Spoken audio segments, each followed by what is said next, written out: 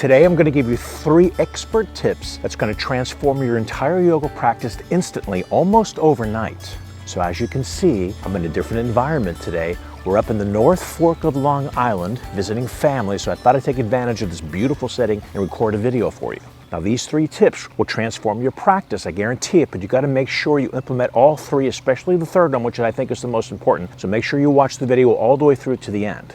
So let's get right into it. Tip number 1, you have to understand your body type. Are you stronger than you are flexible? Are you more flexible than you are strong? There's a fine line. I always talk about this in class, a fine line between doing too much and not doing enough, not challenging yourself. You got to find that place in the middle. Most of the times it depends on your body type. So I've worked with a lot of the professional sports teams, every single sports team actually in South Florida over the last 30 years and the last 20 years. These guys, especially the basketball players, the NBA players, are a lot stronger than they were flexible. So there's a different mindset. When you're doing a posture like standing head to knee, for example, if you're coming in with all the strength and all this intensity and trying to extend that leg out as far as you can, you're tightening up your entire body. What you have to understand is that you're not tightening up the entire body within the practice. You have to understand how to isolate the strength and flexibility, which is going to bring us to another point we're going to get to in a second. But you have to relax more. You're strong enough. You don't have to be extra strong. You don't have to turn on all that intensity because you won't be able to maintain that intensity for that long. You have to relax more. Just relax,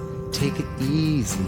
If you're stronger than you are flexible, this is tip number 1, you've got to relax more within your practice. Now before I tell you about tip number 2, make sure to hit the like button. If you're not a subscriber, hit the subscribe button. Share it with your friends. Any questions, any comments, put them down below. I get to all the comments. Now on the other side of that coin, you're more flexible than you are strong. My mother had extraordinary flexible hips. She could sit in lotus position all day and watch television, but she couldn't stand on one foot to save her life. God bless her soul. So now she has a different mindset than the stronger person. She's got to come in and exert more strength within her consciousness when she's doing her practice, because she needs that strength in order to maintain that flexibility, because she's so flexible that she's all over the place. She needs to control it. I've had a lot of people that came in over the years that had all this flexibility but couldn't control it. So for them, it's a different mindset than the other person. They've got to come in with more strength. They have to think stronger, solid, foundation. Strong, like a bull, you know? Let me support my practice, where the other person on the other side, he has to think relaxed,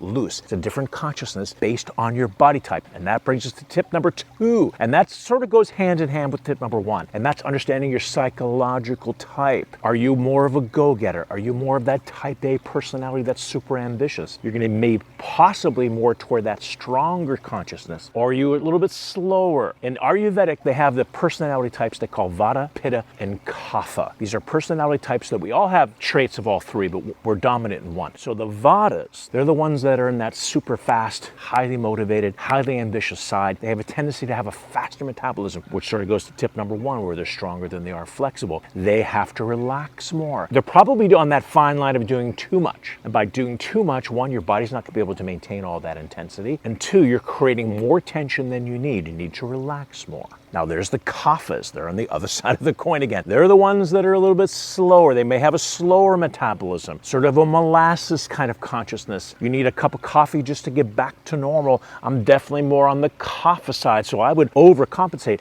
I would do almost too much in my practice because I was overcompensating being the Kapha. They have a tendency to be a little more flexible than they are strong. Now the Pittas, that's the 3rd personality trait, they're probably not doing hot yoga, and that's what I'm an expert at, the hot yoga side, because the Pittas have an adversity to the heat. So you're not going to see too many Pittas in a hot yoga room if you're Pitta dominant. But back to tip number 2. If you're more Vata, more ambitious, stronger than you are flexible, mover and a shaker, you probably have to relax more in order to find that balance. You're probably doing too much. If you're on the Kapha side, you probably have to challenge yourself more to overcompensate. So we got to find that place in the middle. Vata, take it easy. Kapha, you got to turn it up. And that brings us to expert tip number 3, and that is isolation. Understanding what parts of the body you have to strengthen within the pose, what parts of the body you have to relax in the pose for the flexibility to occur. In the Bikram world, many times people have a tendency to get very, very strong and very, very tight. They're locking everything out. If you're creating too much intensity, you're not giving room for the body to stretch, to be pliable. You have to understand the combination of the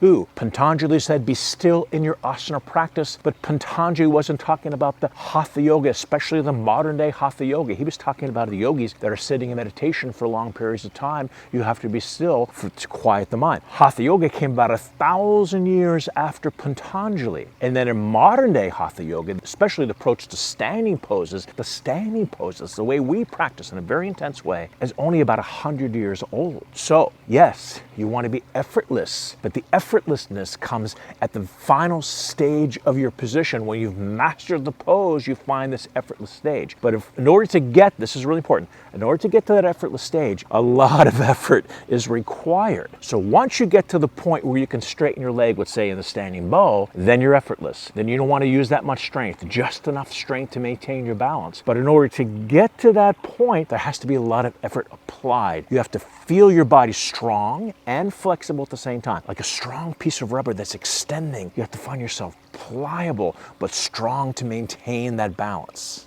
Let's go into the studio and look at this first clip. This is now an example of somebody who's stronger than they are flexible. Here, standing head to knee, as you know, one of my favorite poses. So standing head to knee, here's Elena at the studio. Watch this clip. So here's example number one. Someone stronger than they are flexible, which is not the case for Elena, but which is pretend. So she can pick up her right foot, extend the leg out to the point where she knows she can maintain her balance. And then all she needs to do is be patient. There's no need to extend more energy and effort and contraction. You're just going to make your body tighter. We got to get your body more pliable. So be patient.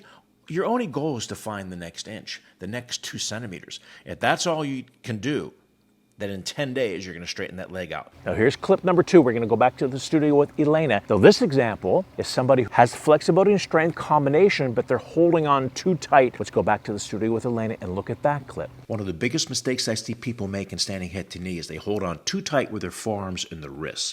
So here's Elena as she extends her leg out. Now she can't drop her elbows down and her wrists down because she's created all of this tension in her forearms and her wrists.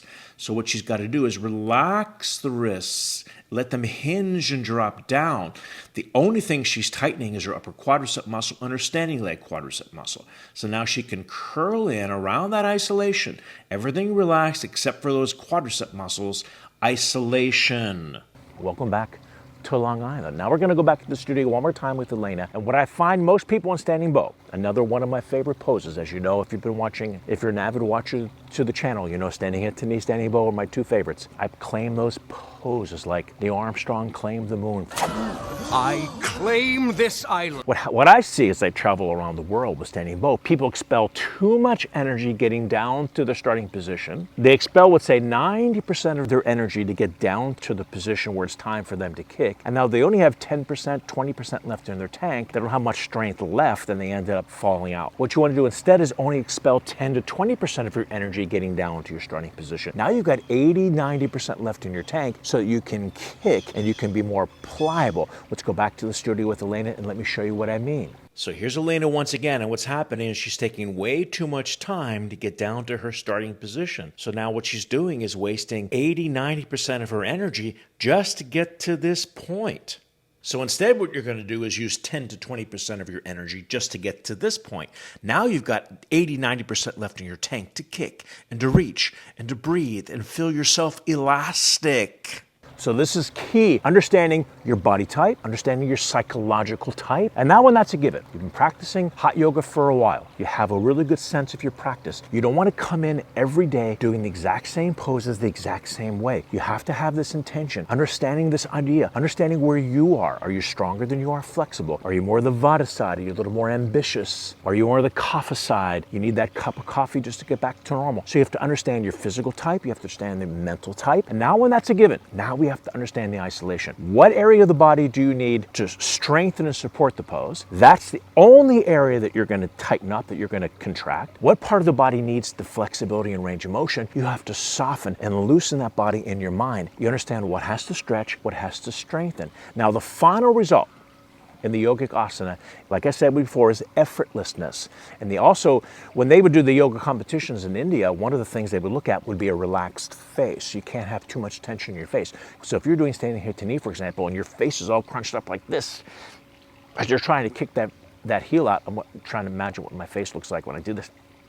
You're bringing all this tension in your face and taking it away from the area that you need to contract. So let's say it's standing head to knee and you're trying to get your elbows down, you got to contract your upper quad muscle. That's the only area that you're contracting. Is of course your standing leg, which is a given at that level. But if you're contracting your face, you're not redirecting the energy. You're not isolating it properly. So that third part is key, the isolation. What area are you strengthening? What area are you stretching? And understanding how the two work together. When you can do this, when you understand your physical type, mental type, and the isolation, that will transform your practice and understanding your intensity. So that's what I want you to think about next time you go into that yoga class. There's your intention. It's going to be different than what you did before when you just come into the practice, you do it and you leave without setting that intention, without really understanding who you are, because everybody's different. You got to find your own unique approach to the practice. So once again, greetings from the North Fork of Long Island. Isn't this place beautiful? That's our episode for today. Thank you so much for watching. If you're new to the channel, please consider subscribing.